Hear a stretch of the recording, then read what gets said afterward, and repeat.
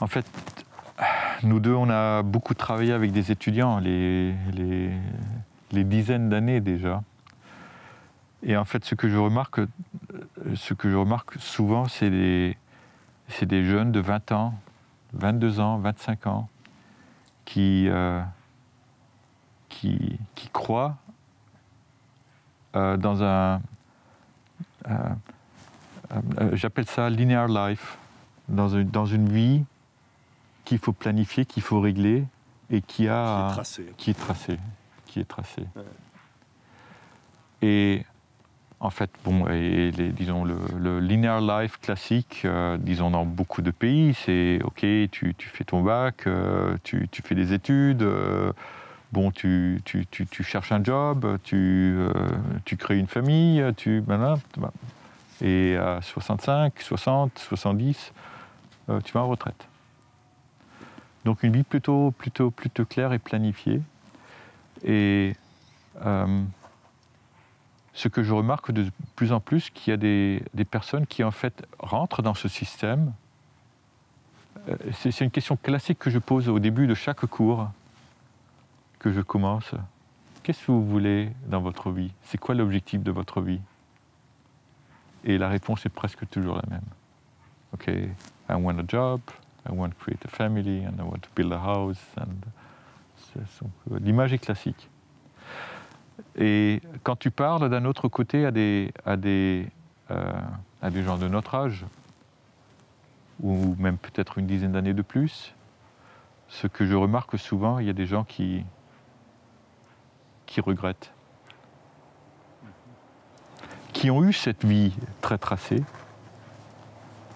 et qui regrettent, qui se disent ah, pourquoi j'ai pas, j'aurais pu, j'aurais dû, mais qui ne l'ont pas fait. Et souvent des gens qui, tout de suite après la retraite aussi, ont une crise cardiaque ou quelque chose qui meurt. Hein. Donc qui ont vécu une vie tracée, mais pour être honnête, c'était pas leur vie.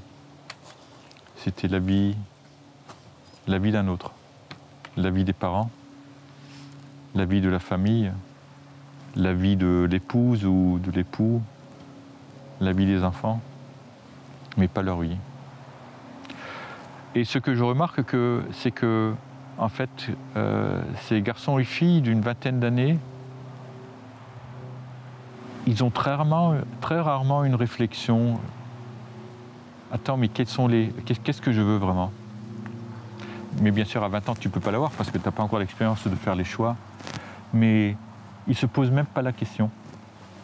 Et même s'ils la poseraient, ils n'ont pas les éléments pour la répondre. Pourquoi? Parce qu'ils ont déjà réglé leur vie avec école, fac, profession. Donc, la question que je me pose chaque jour, et c'est toujours la même réponse que je donne aux gens une fois qu'ils me répondent leur vie bien tracée, c'est « Attendez, vous avez une vingtaine d'années. Et quand est-ce que vous voulez vivre? Quand est-ce que vous voulez, mieux comprendre ce que vous voulez dans la vie? Quand est-ce que vous voulez, disons, expérimenter un peu plus avant de savoir ce que vous voulez? Et est-ce que les choix que vous avez pris là en ce moment, c'est bien les vôtres ou pas? Ou est-ce que c'est le choix d'un autre? Oui. Alors, ce que je crois, en t'écoutant, je vois les idées qui me viennent à l'esprit. Très souvent, les jeunes qui doivent faire des choix n'ont pas le choix, en fait. Parce que moi, je vois en France, par exemple,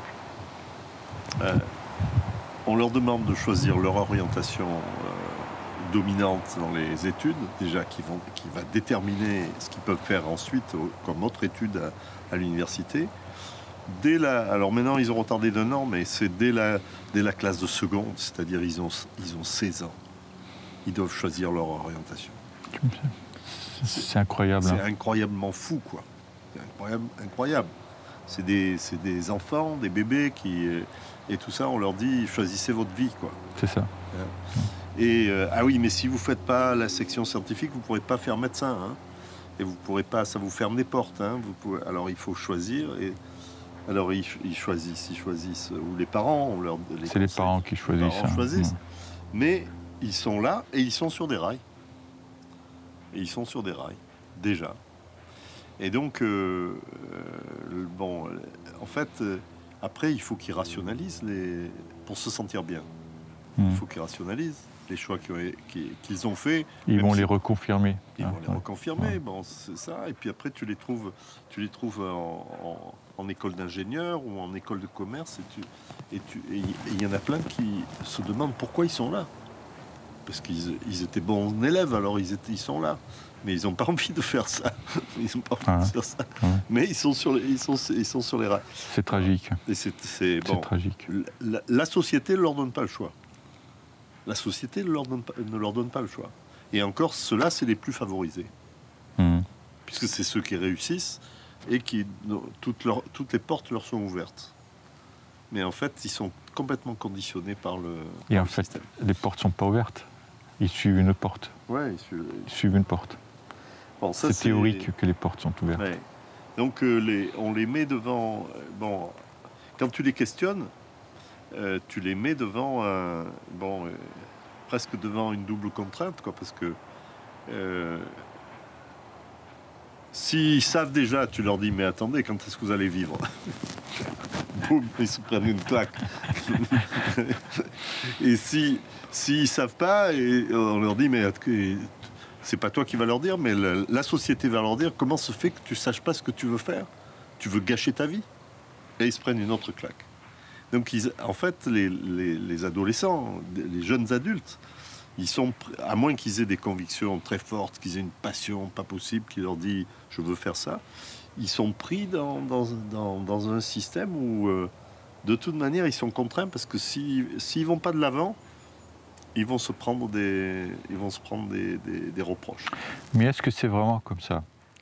Est-ce que c'est vraiment comme ça que la pression est tellement forte que si tu te prends 2-3 ans à vraiment expérimenter, c'est vraiment un problème? Est-ce que c'est vraiment un problème pour ta vie si à 20 ans, tu fais du work and travel en Indonésie ou au Japon et tu apprends à mieux te connaître et à mieux connaître les options qu'il y a dans la vie?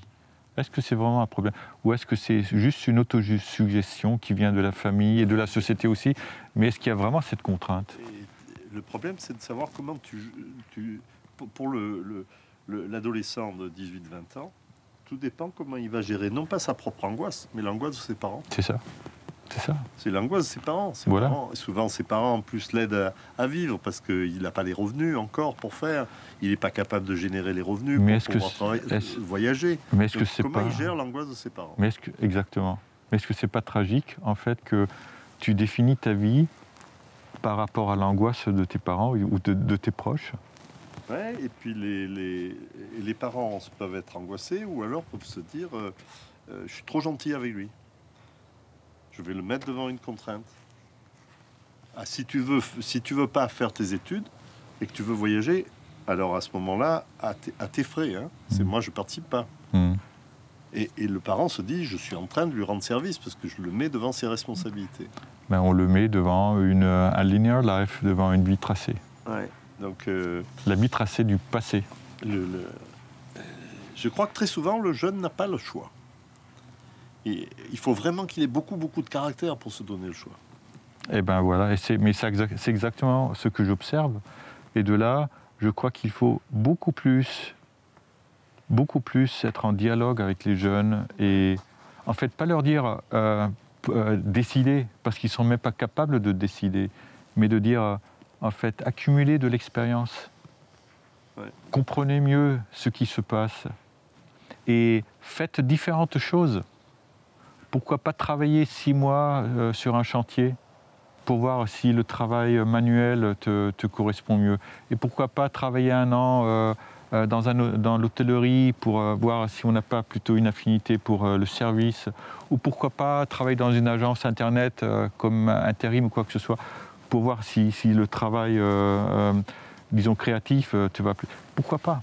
Pourquoi être très vite mis sur un rail, comme tu dis, C'est une belle expression en fait avec le rail. Hein.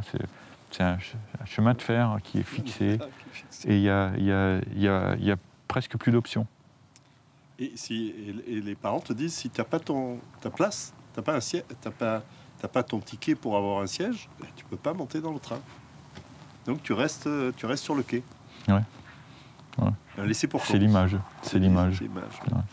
Bon, alors il y a je pense qu'il y a ça, c'est au départ de la vie. Et bon, évidemment, tout dépend du caractère de l'enfant, mais aussi de la sécurité intrinsèque qu'il a, ontologique quoi presque, et puis la sécurité relationnelle qu'il a avec ses parents. Est-ce que ses parents veulent lui faire découvrir, qu'il découvre d'abord des choses, ou est-ce qu'ils vont faire passer leur propre sentiment de sécurité en premier en le faisant suivre une voie? Ça, c'est le premier truc. La deuxième chose, c'est au cours de la vie professionnelle. Est-ce que comment ça va être considéré qu'on revoit tout d'un coup ces options, ces choix, ouais. Les choix qu'on a fait 10 ans, 15 ans auparavant? Comment ça va être considéré? C'est toujours intéressant quand tu vois des DRH qui regardent des CV et qui aiment en fait les CV qui sont clairs en fait, ou qui sont un chemin de fer, qui sont un rail, et qui ont tout de suite un soupçon quand tu as des CV qui sont sinueux, où il manque 2 ans, il manque 1 an. Qu'est-ce qu'il a fait pendant cette année-là? Tu es obligé de te poser la question. Attends, il dit pas tout. Qu'est-ce qu'il a fait pendant cette année-là? Il manque 1 année là, etc. Et oui, peut-être qu'il a végété pendant 1 an, il a réfléchi, il a voyagé, il a fait n'importe quoi, il est tombé amoureux, on va savoir. Et non, mais le conditionnement est très très fort. La question, c'est de savoir comment on peut donner l'autonomie de la découverte à quelqu'un, à un adolescent, un jeune adulte. Comment on peut le mettre dans une disposition où il y a l'autonomie de la découverte pour qu'il se trouve lui-même, hein. Il faut semer le grain. Et je crois que c'est... à mon avis, il y a 2 choses. Une chose, c'est de comprendre à 20 ans, tu as, dans 99% des cas, tu n'as pas l'expérience pour faire un choix. Tu n'as pas l'expérience. Donc tous les choix que tu fais, c'est des choix d'autres personnes. Société, parents, proches, quoi que ce soit. C'est pas tes choix. C'est très rarement tes choix. Donc si tu reconnais ça, que ce ne sont pas tes choix, qu'est-ce que tu dois faire? Comprendre. Gagner de l'expérience. Oui. Et de l'expérience ne se fait pas seulement en une direction. C'est pas monodirectionnel, l'expérience. Il faut que tu comprennes la vie. Il faut que tu comprennes quelles sont en fait les choses ta passion personnelle. Qu'est-ce qui te fait plaisir dans la vie? Où est-ce que tu as des talents? Si tu ne sais pas que tu as du talent pour jouer du violon parce que tu ne l'as jamais essayé, comment tu vas découvrir? Il faut jouer au violon et voir si ça te va. Et puis il faut être soumis à plus d'influence. C'est ça. Et donc c'est pour ça que les voyages sont extraordinaires, que de vivre dans un pays étranger c'est extraordinaire parce que absolument. Tu es soumis à d'autres influences que celles auxquelles tu étais soumis jusqu'à présent. Reconnais que tu ne sais rien et reconnais que les choix que tu as sont des choix d'autres personnes et reconnais que la chose qu'il faut faire c'est gagner de l'expérience et être ouvert à différentes options. Ne pas être... Pourquoi finir des études à 22 ans? Pour faire quoi? Pour travailler?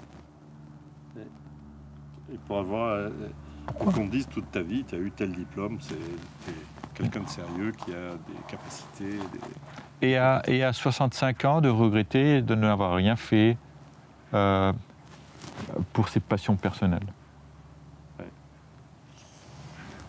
Alors, bon, tout dépend. Après, il y a quels sont les moyens personnels que l'on a, hein? Est-ce qu'on a le temps d'attendre parce que financièrement, on est capable d'attendre, parce qu'on est aidé? Bon, ça, c'est une chose, mais c'est une minorité où la famille peut prolonger comme ça l'aide. Hein, c'est pas une majorité des cas. Mais est-ce que c'est vraiment relié à la famille? La question, c'est quelle forme de vie est-ce que tu es prêt à accepter pour gagner de l'expérience? Est-ce que tu veux tout de suite ton appartement avec voiture et moto? Ou est-ce que tu es prêt de vivre avec 10 personnes dans une communauté pour faire... C'est ça aussi, en fait, quel est le standard que tu es prêt à accepter pour gagner de l'expérience? Mais quand, si ce n'est pas à 20 ans, où tu n'as presque pas d'obligation, tu es libre, la seule obligation, c'est d'avoir quelque chose à manger et quelque part une place pour dormir. Une autre difficulté, c'est de savoir quelle expérience tu veux avoir. Parce que tu peux végéter, tu peux aller travailler comme manœuvre sur un chantier ou dans un grand magasin ou n'importe quoi, et puis n'en faire que rien, accumuler simplement assez de fatigue pour dormir le soir et puis recommencer le lendemain matin. Hein. C'est vrai. Donc c'est quel type d'expérience? C'est-à-dire que est-ce que on stimule la réflexion des adolescents là-dessus? C'est ça, mais c'est ce qu'il faut faire. C'est d'abord comprendre le concept. Accumuler de l'expérience, c'est la chose à faire pendant les 3-5 années après le bac, disons. Et de là, bien sûr, il faut parler, il faut voir les options qu'on a, et surtout ne pas se fixer trop vite sur une option. De dire, ok, c'était pas mal, ça m'a plu, mais peut-être d'autres choses me plaira encore plus. Je vais essayer autre chose. Et souvent l'argent, c'est une excuse. Tu peux, avec peu d'argent, survivre. Si tu veux vraiment faire... Si l'expérience est vraiment, disons, la cause majeure de ta vie. Si, c'est bien sûr, si tu veux, à 22 ans, déjà avoir une voiture, si tu veux avoir un appart, et tout ça. Si c'est ça ton objectif primordial, dans ce cas-là, non. Dans ce cas-là, tu commences tout de suite à vivre une vie... adulte. Voilà. Et ça ne devrait pas être le cas.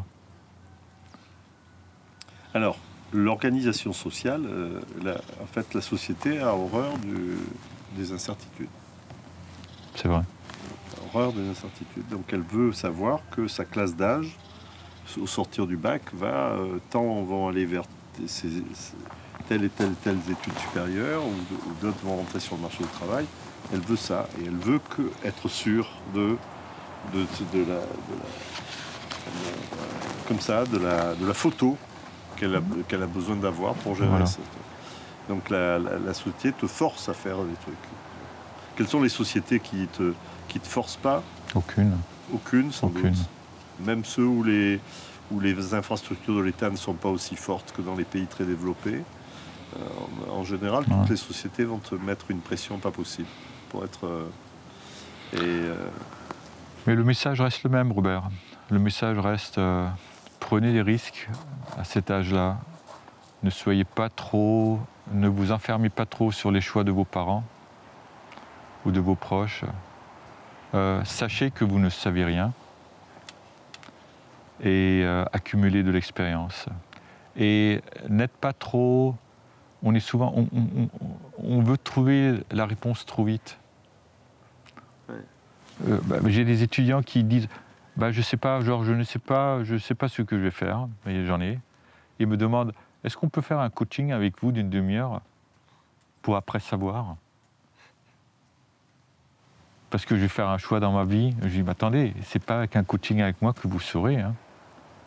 C'est parce que c'est mon expérience, c'est ma vue de la vie, mais c'est pas la vôtre. Et comme vous en avez pas encore, c'est bien qu'on en discute. Mais il faut vraiment que vous gagnez de l'expérience, que vous voyez un peu le monde, que vous voyez un peu d'autres formes de vie et que vous voyez aussi, et je reviens là-dessus, que vous commencez à comprendre où est-ce que vous avez des talents cachés. Parce que souvent les talents, ils sont pas clairs au début. On les sent seulement au moment où on fait quelque chose dans ce domaine d'activité. On découvre une passion, voilà. On découvre l'intérêt qu'on a pour quelque chose.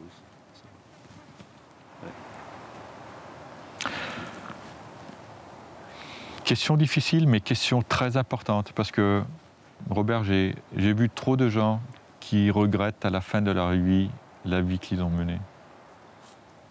Il y en a trop. Oui, non, mais mais c'est pour un parent, pour un père ou une mère, c'est inquiétant. C'est-à-dire que si l'enfant dit mais bon oui je fais ça mais je veux voir autre chose et tout ça. Et qu'est-ce qu'il va voir? Est-ce qu'il va trouver son équilibre financier?